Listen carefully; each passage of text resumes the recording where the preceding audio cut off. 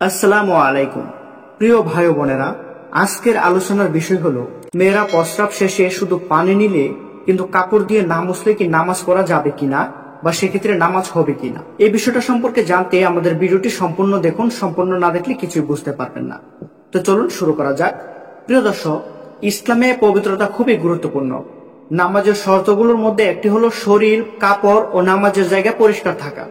মহিলারা বা পুরুষ যেই হোক না কেন, টয়লেট শেষে পানি দিয়ে ভালোভাবে পরিষ্কার করা ফরজ। পানি নেওয়ার পর কাপড় দিয়ে শুকানো শরীয়তের কোনো ফরজ শর্ত নয়, অর্থাৎ শুধু পানি দিয়ে ধৌত করলে পবিত্রতা অর্জিত হয়ে যায়। তবে কাপড় দিয়ে শুকালে আরাম পাওয়া যায়, অযথা ভিজা ভাব থাকে না।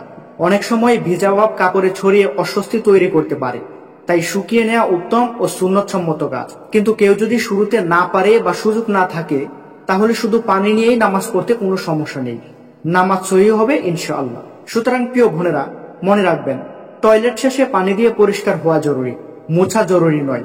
তবে করলে ভালো, না করলে গুনাহ নেই। আপনি নামাজও পড়তে পারবেন সেক্ষেত্রে। শুধু পানি নিলেই নামাজ হবে, কোনো সন্দেহ নেই এতে। তো প্রিয় বোনেরা, আশা করছি আপনাদের সবাইকে বোঝাতে পেরেছি এবং আপনারা অবশ্যই সেটা যথাযথভাবে বুঝতে পেরেছেন আশা করছি। আল্লাহ তাআলা আমাদের সবাইকে নামাজের পবিত্রতা রক্ষা করার তৌফিক দান করুক। আসসালামু আলাইকুম। আল্লাহ হাফেজ।